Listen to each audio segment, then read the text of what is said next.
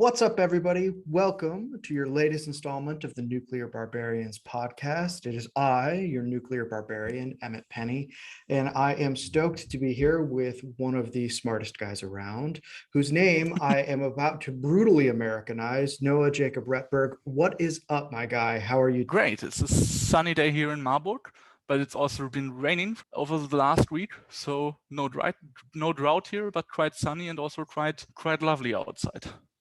Ah, that's wonderful. So where in Germany is Malberg? Right in the middle. Right in the middle. Okay. It's Nice. where I work and are most of the time, but my really home, my home of my heart is in North Hessen, 100 kilometers north of where I now am. Okay, I got you. So you're there for now.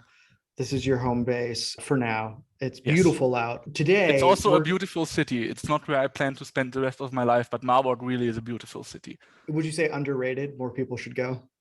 Yes, I have the luxury of only ever living in the most beautiful place in Germany. I lived in North Hessen for the first 18 years. Then I went to Heidelberg to study for like 2.5 years. And now I've been in Marburg for 1 year. And amazing. Heidelberg is usually also recognized as one of the most beautiful places in Germany. Marburg and Reinhardshagen, sadly not, especially because Reinhardshagen is not that big. Gotcha. Absolutely lovely here. But travelers take note. Okay, so today we are going to talk about synthetic fuels. We're going to branch out a little bit from nuclear in a similar fashion to the way I did with William Davis on the Grand Inga Dam. But before we do that, Noah, why don't you tell us a little bit about yourself? Let the audience get to know you. How did you come to be the guy I'm going to talk to about synthetic fuels? What's your story, pal?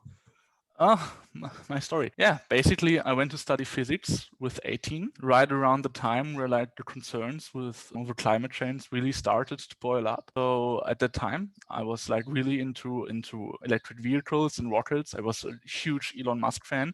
Was really optimistic about the future, and then really the climate movement bubbled up in Germany and all over the world. Climate concerns were a big issue, and I really had to think about this stuff. And I went really interested in energy, because this is it as a core of solving climate change, is getting sustainable carbon or generally greenhouse gas emissions free energy. This is the core issue. So I went into learning about energy, and by that time, because like there are not that much anti-nuclear people in the space nut community, I wasn't that anti-nuclear already anymore, but I wasn't really a guy that thought that nuclear energy was the solution to our energy needs. But I turned into that guy. And so after 1 year of researching energy issues, I joined the German nuclear energy advocacy group Nuclearia. I went on to a lot of their demonstrations. I was a member, probably one of the more active members. I appeared on their demonstration, was a very loyal demonstration goer for them when they had demonstrations. I started tweeting about nuclear energy on Twitter. I gave speeches at those demonstrations. Yeah, but in the meantime, very much neglecting being a physics student. So I dropped out of university and then applied for Ausbildung, which is like, I think, like an apprenticeship for a job, like you work, but you also go to trade school at the same time. Oh, so cool. A lot of learning by studying, but also a lot of learning by doing. So I applied at nuclear power plants. I applied at Tesla, at several other car manufacturers. I almost applied at a coal power plant, but I got accepted by a laser company where I now work and where I love to work. Actually, it's a nice job. I love it.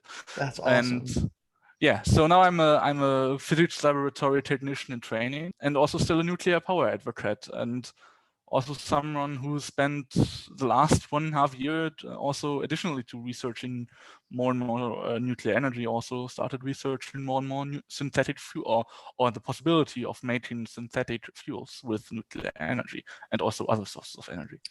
That's amazing. Okay, cool. Because in my energy writing, I come across synthetic fuel stuff, and I don't have the background that you have. And like we were talking before we started recording, how people are like, no, this is dumb, this is never going to work, but there's no explanation. Or they're like, this synthetic fuel is actually going to save the entire world. Don't ask me any questions. And there seems to be really hard to get good information. But before we dive into that, I need to ask you the most basic question there is about this. What is a synthetic fuel? So I would give you like this. So I think most of us have an understanding of what the fuel is, a form of safely stored energy that can be released in a very short amount of time. So fossil fuel are pretty much known. I think most people have an idea about what the biofuel is, and like a fossil fuel is essentially just a very old biofuel that has been gone through pyrolysis processes down in the earth. And now exists in a more chemical, in a different chemical composition, but it's essentially just a biofuel still. Right. So, and a synthetic fuel is a fuel that is made from some other material, which could be a biofuel, which could be a fossil fuel, but which could also neither be fossil nor biofuel, and is synthetically made by us to fit our desires to have easily stored and easily released energy. And this is like the important thing, because like I could even like very primitive people could chop down a couple of trees, have several tons of wood, store them for years, and then make a giant bonfire and burn them all if they need like a lot of energy for something. Right. So this is like, I think what I want to stress, it can store a lot of energy very safely, very securely, and in large volumes, but they can be released quickly. And many other ways of storing large amounts of energy don't allow that. So when you have nuclear energy, like if you want to release it quickly, great, have a nuclear bomb. But you can store like incredible amounts of energy, but you are limited in the way that you can release it. You can only really release it efficiently or cost efficiently in great power stations or naval reactors, or potentially, hopefully in the future, rocket engines. But hopefully not rocket engines on Earth. And but on the other side, you also have, for example, stuff like when storing electricity in batteries or in water. Like they are not stored that sustainably. Batteries experience phantom drain. If you lift up a lot of water in the pumped storage facility, the water can evaporate. So it's not really like a good way of storing energy for a long time, to have like a rainy day energy fund. But it also has limitations in the way that you can withdraw it. For example, like you can withdraw extremely powerful short bursts of energy from a battery, but it can't really sustain it. Like you can have the battery pack of a Tesla can give you 500 kilowatts for 12 minutes, and but in the pumped storage plant can also give you like a lot of energy, but probably most of them run dry after a day in operation. Right. If you have compared it to a coal plant or an oil-fired plant that could have reeds of fuel on site, and many states of the world have oil reserves that can last for months, and that isn't possible with the ways of storing electricity or generating electricity. Right. Okay. So or energy, not just electricity, or energy. Right. Energy for various things you might want to do with it. So let's start with like, what to you is the most like probable synthetic fuel that we're getting? Like what is like the thing that you're like, yes, this is real, this is happening. Methanol. Methanol. Okay. Tell me about methanol. Methanol is the simplest form of alcohol you can have. It's just one carbon atom, and connected to that are 3 hydrogen atoms and 1 hydrogen-oxygen group, which is the characteristic chemical group of an alcohol. And this is basically as simple as you can make any alcohol. And like methane is probably the easiest to synthesize via the Sabatier process. The Sabatier process is out of the 19th century. So this is not a new or hard thing. You can make our methane with it. Depends in which way you mix the carbon dioxide or carbon monoxide and hydrogen. And you can make both. Methane has the advantage that it has more energy density per mass and slightly more energy per carbon, which is an important metric which I hope to get into later. But the advantage of methanol are the following. It isn't a greenhouse gas, unlike methane, so when it leaks, it doesn't bring those problems. While it's highly toxic for humans, It is very much biodegradable. So, for example, if a truck carrying petrol to your local petrol station spills, that is a huge environmental problem. If a truck that would carry like several, like 2,000 cubic meters of methanol to your local station, which I hope some of you will be fueling your cars or whatever you drive in the future, that wouldn't be such a problem because you can just dump a lot of water on the methanol. Methanol is water dissolvable. It will locally, like on the very limited to the area, because that gets so much of this toxic material, it will saturate it, and like you have like the immediate area, like 10 meters around the spill, that will probably be the plants will be dead. But in general, methanol is biodegradable. So as soon as you dissolve it and as soon as the concentration gets low enough, there will be organisms that can biodegrade it, and then it's gone. And that won't happen to gasoline. First, because it doesn't mix with water. So that it can form an emulsion, and that's actually still poison water, but you still will have like a solid phase, which then slowly have some motions forming, but it has to be absorbed by us humans in order to remove the danger from the environment. The methanol can just be diluted to the point where it's biodegradable and it's gone. That's one, I think, very important safety advantage when we talk about it. It's also a liquid, which brings some benefit with it, because you don't have to build like complex structures like pressure tanks or cryogenic tanks for methane. You would either compress it at like 200 bars or chill it down to, I think, minus 95 degrees Celsius in order to transport and store it. And that is not needed with methane. So it's easy to store. It's quite safe. Don't drink it, but I think most people won't go to a petrol station pulling and drink the gas. Yeah. Yes. So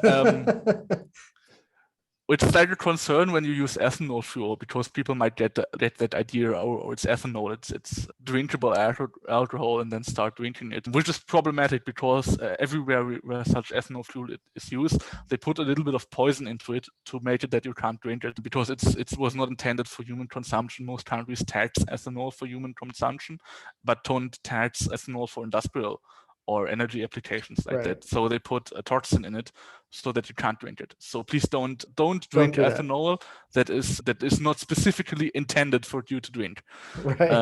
Yeah, exactly. Okay. So methanol also is like a great fuel for an auto engine. So it has an extremely high octane rating. It has a single carbon atom per molecule that gives you a good advantage, because you can really easily disperse it within a fuel air ratio, so it burns very cleanly. It can be compressed so the cylinder in your engine can reach a high compression ratio when running on ethanol. On methanol, it's very clean burning fuel. It's a high octane rating, so it's a potentially great fuel for every car engine or every other auto cycle engine that's out there. So I think that is the most that seems like the most like the go-to. Also, there is already a large industry that produces incredibly large amounts of methanol for all kinds of industrial applications. So if you want to establish such an industry, it's already there. Okay, cool. So yeah, okay. So you're not just having to invent a whole new industry. Yes. To you have just to expand an existing one. Right. Okay. So how energy intensive is it to make this compared to, say, gasoline for your car? To make, I mean, when you start with the gasoline, you already start with the fuel existing. You just have to refine it. You have to make essentially the crude oil into the petrol. So the composition of the crude oil, it's a mix of all kinds of hydrocarbons, desirable or undesirable, and in there are like the very light ones like propane or ethane, or butane, which are essentially just gases dissolved in this very gooey liquid phase. But there's also like light benzene, like the liquids, but still very light carbon chains in there of the alkenes. They were used as a kind of petrol way back in the day, like 100 years ago, but are really undesirable fuels. So then you come to the parts of the fuel that would make up what we now use petrol in our cars, which is medium carbon chains. It's like octane 8 8 carbon atoms, row, heptane, Mhm. decane, these types of molecules. Then you get into diesel as the carbon chains increase. And after diesel, you get kerosene, which Mhm. was the first real petroleum product, which we used kerosene as a replacement for lamp oil made from killed whales. That's And right. back in the day, when essentially all the rest of the crude oil was just wastewater that was dumped into the nearest river, including the petrol and diesel, which we now cherish so much and wish to have more of. And then you get into the really nasty stuff like the paraffins and the heavy oil, which was starting in the beginning of the 20th century, was used for ships as bunker oils as they switched their boilers from coal-fired to That's this right. really nasty oil leftovers, and still do actually. Yeah, yeah, bunker fuel is still gnarly. When I was still living in LA, there was like a month, maybe last year, when the port of LA was super clogged Mm, and the air quality in LA just immediately got worse because they were just idling and burning bunker fuel right off the coast. So nasty. Like I walked into my apartment and the hallway was like thick with this almost like fog from the bunker fuel.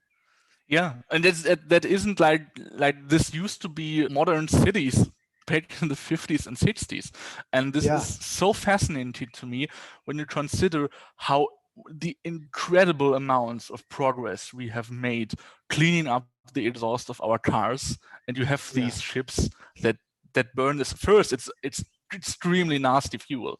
It's not like the refined gasoline or diesel in your car, especially not like which burns extremely cleanly, but it's like even dirtier than the conventional petrol or diesel that you burn in your car.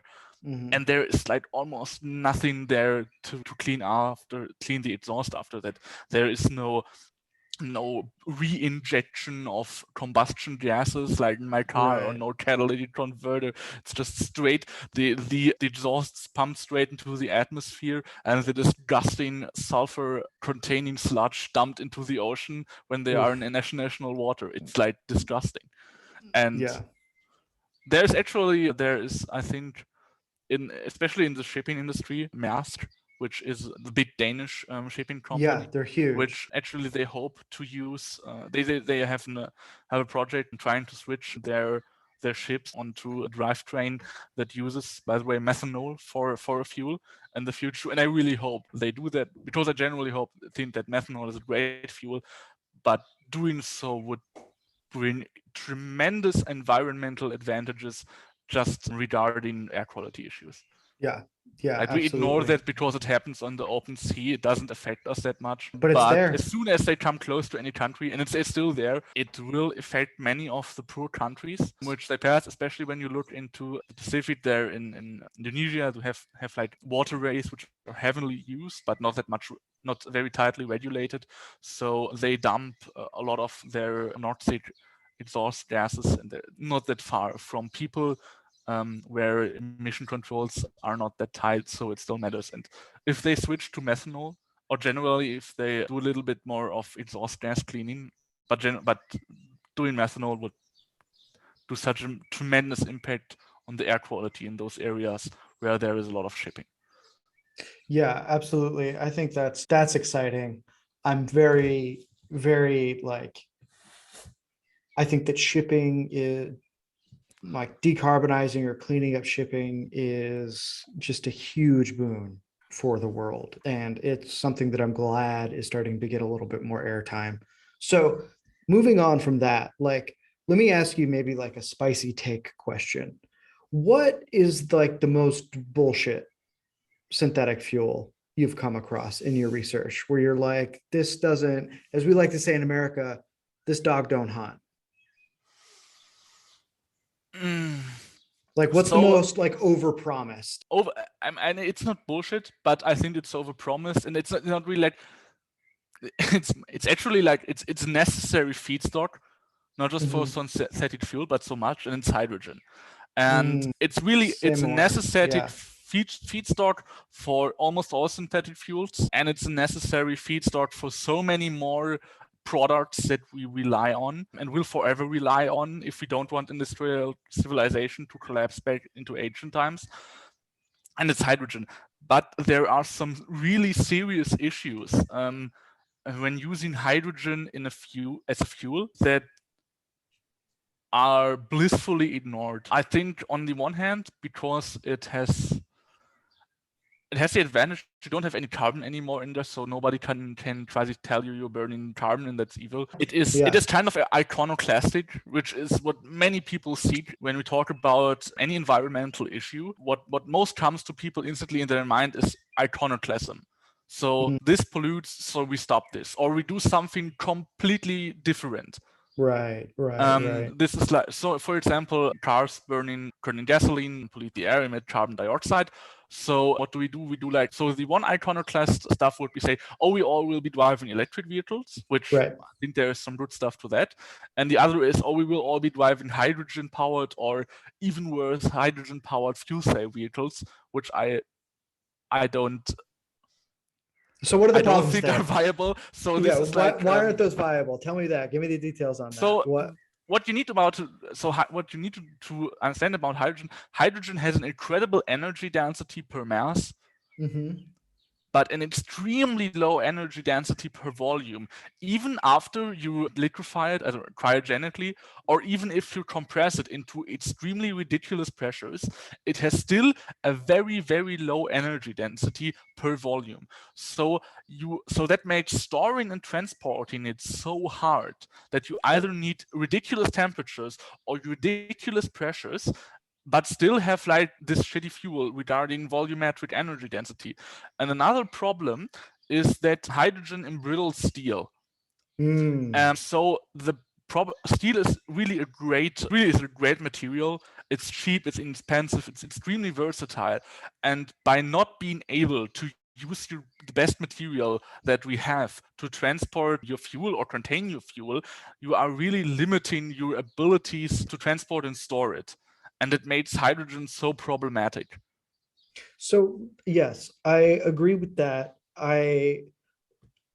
Here's something that I've been trying to figure out. Like in the US, I don't know if this is what you're seeing in Germany. There are a lot of people talking about how like we're going to have green hydrogen that is made with like renewables that can then be used the way we use natural gas to ramp up to meet demand when renewables drop off the grid. What's going on with this? Like, this doesn't pass the smell test to me. I mean, you could potentially do that. It's a gas, you could burn it, but you have similar problems like the embrittlement issue. If you were to use it in like previously methane powered power plant. So hydrogen is not as easy to use as methane. And so this is like H2 hydrogen ready natural gas power plants are like this huge thing that are priced as a solution to back up renewables. But it's a different animal to burn hydrogen in your gas turbine than compared to methane. It gets like, and another thing is to transport it. So one thing that is often said that we can blend hydrogen into our nat gas stream. Right, and clean it up a little. Just clean it up a little. But there's a limit to that. I could do that with methanol. I could put methanol into petrol and increase the level of methanol as synfuel production can increase, and one day phase out petrol altogether. Petrol and methanol can be mixed in like essentially any ratio, and I can use a normal auto cycle engine and retrofit it to run on every of those ratios. But I can't really do that with hydrogen and methane. They don't mix like this. You can get to 10% hydrogen content, but after that it stops. The methane won't really dissolve any more hydrogen into it. And then you can either say, okay, I will just pump straight hydrogen into this pipeline, which then puts you into the question, if you use straight hydrogen, pipeline of same size, because hydrogen is so less energy dense volumetrically, will just carry a lot less hydrogen. Also, if it's made from steel, guess what? Embrittlement issues again. Yes. So Yeah. there are some real problems making those like a reality, and the more cynically, more climate hawkish people will probably rightfully accuse this of being a way just to greenwash natural gas, and it Right. kinda is, because regarding the hydrogen, it's a dead end. Right. And I want to say it like this: hydrogen has been used as a real fuel only by one industry, and that's space. Because Interesting. because it's such a lightweight gas that makes such a lightweight exhaust water, you can make the most efficient combustion powered rocket engines with it. That's Mm, really important for rocket engine, not just that it contains a lot of energy per rate, but it's also that the exhaust gases are really light, because when they are light, they will leave your engine nozzle much faster, and the faster they will leave your engine nozzle out of the back of your rocket, the more efficiently you can use your fuel. That's really important for rocket engines. But there are so much tremendous drawbacks to using hydrogen as a fuel that like some nations have completely ignored it in their rocket development. Like the Soviet Union really only used the hydrogen engine for their Buran rocket, which they used 2 times and then abandoned it. They only really figured out how to use that fuel right before it collapsed. The Americans did it a lot earlier in the 60s. mhm. So Saturn V had hydrogen powered engines, but it had actually Okay. quite simple hydrogen powered engines. Um, and now like the RL-10 is like the upper stage rocket engine that a lot of American rockets now use, and it's incredibly expensive to make. So hydrogen fuel has some real drawbacks for a rocket engine, and that's why the space industry tries to get away from it. Even though that it gives you actually advantages that you can't get with any other fuel, because it's such a problem to handle and make engines for it, they are getting away from it. I Um, see. Look, SpaceX has never used a hydrogen-powered engine. They had the Mm, most success because they used a really simple fuel, kerosene and liquid oxygen. And hmm. then they now switched to an even more simpler fuel, methane and liquid oxygen, Hmm. in order to make even simpler, but because the methane is more lightweight, also more Right. efficient engines. So does the small American New Zealand rocket company, which made a lot of small set launchers and had great success with that, and now plans to make a bigger, also reusable rocket. And they plan to make it run on methane and liquid oxygen. And so does Blue Origin want to use methane and liquid oxygen for their rockets. So does the United Launch Alliance. There are research Hmm. projects in China and the European Union to use methane and liquid oxygen. So you see that spacefaring industry is moving away from this fuel. And this is an industry that has much more manpower and money to spend on babysitting their fuels. And Right. we can't do that normally. We can't babysit our fuels. We need Yeah. a fuel that babysits itself. And that has been mostly oil. If you look at a fuel like diesel, you can leave it rotting in a barrel and it will disintegrate. It will be a less useful fuel, But you can but it still will use not. it. Yes, but you can still burn it and can stay there. You can have like national reserves of oil that Hmm. last for a long time. And you can't really that doing the same thing with something like hydrogen, but also with methane. With methane, it's better. It still has some issues, but with hydrogen, it's like really problematic. And hydrogen has a tendency to leak. Okay. Okay. So now let me ask you this question. Where does nuclear fit into the synthetic fuel game? It's simple. It's a source of the hydrogen, and also the source of energy that could capture some carbon from the air if you want to use air captured, if you use carbon captured from the air. And it's, Mm, I think, if you want to do it in a way that is climate friendly, hmm.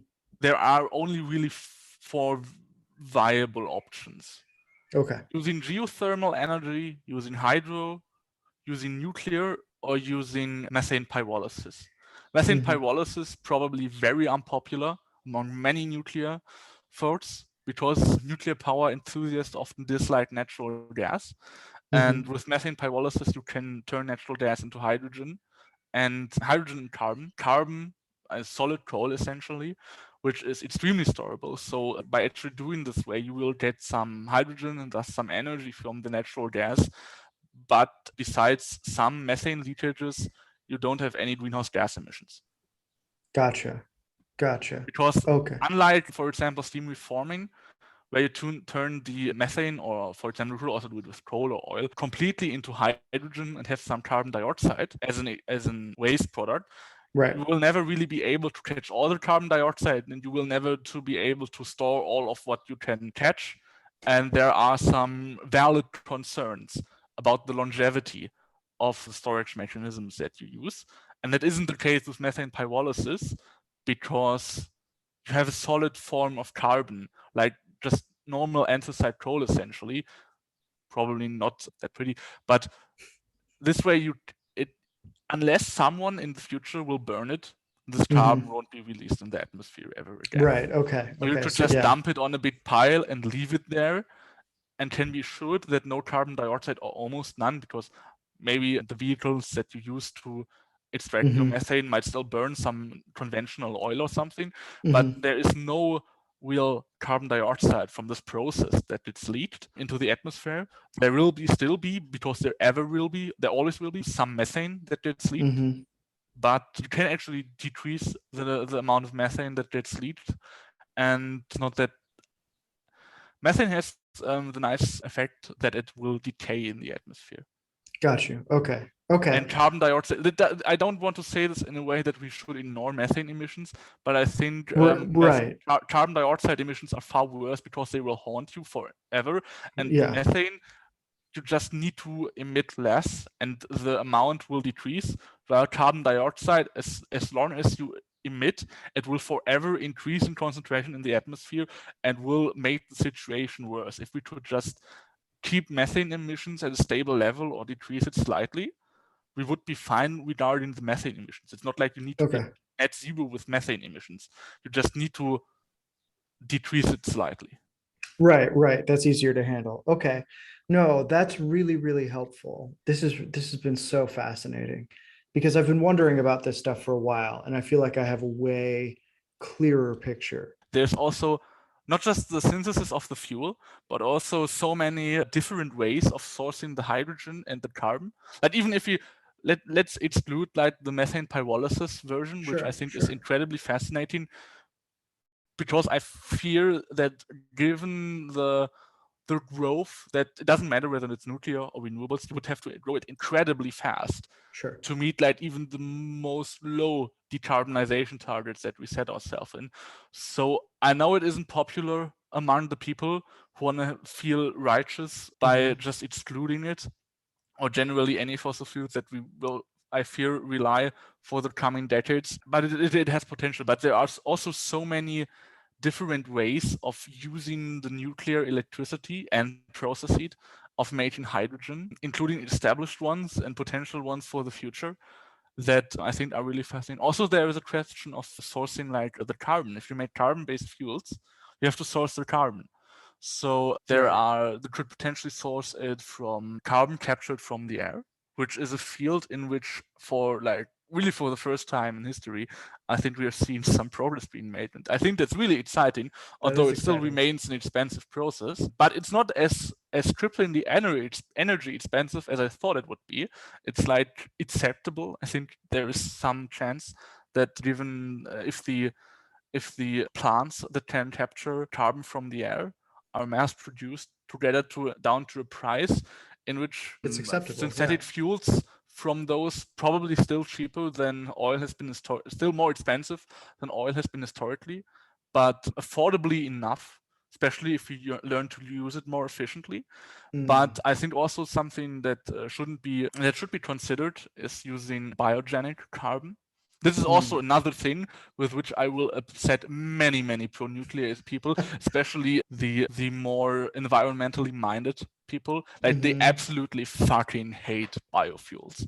Anything that has any notion of using energy from any biomass ever, even if you're mostly using it as a source of carbon and not as a source of energy, they fucking hate it. So I probably made some enemies inside the pro-nuclear movement, because I now endorsed methane pyrolysis and biogenic carbon for at least Right. some application for some time. Sure. I hope I won't get too many angry messages. That's the thing. Another thing, like similarly, like you could remove carbon dioxide from the air, you could do it from the water, Mhm. which is interesting. But I think I think the air has some advantages by doing it. Like you could do it like one thing that I read about was like using nuclear power plants as Mhm. carbon capture plants, like capturing carbon Mm. from the air. One thing is turning the cooling tower into a giant air capture facility. And Oh, another sick. idea. So it's just like a big vacuum tube.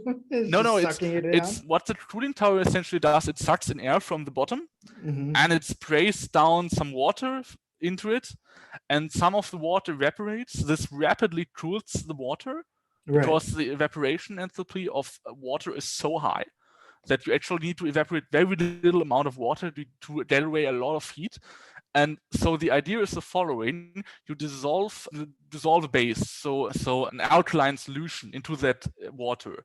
And what happens essentially is those alkaline solutions react with carbon dioxide to form carbonate salts.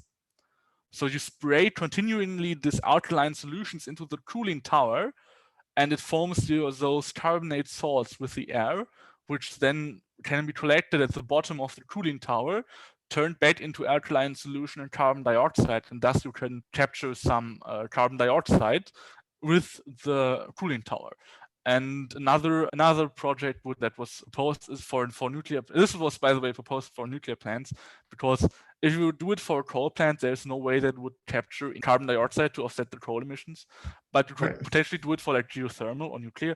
So this was proposed for nuclear, both as a way to reduce carbon emissions overall of the whole society, but also as an idea to then use some of the energy produced by the nuclear power plant to turn those into synthetic fuels. And another project proposed was the using the water that some nuclear power plants that are cooled via the sea use. Mm. And those contain a lot of carbon dioxide. Naturally, they contain more per volume than actually the air. And then essentially cooking the carbon dioxide out of the water Right. and capturing that, and then releasing water containing less carbon dioxide back into the ocean.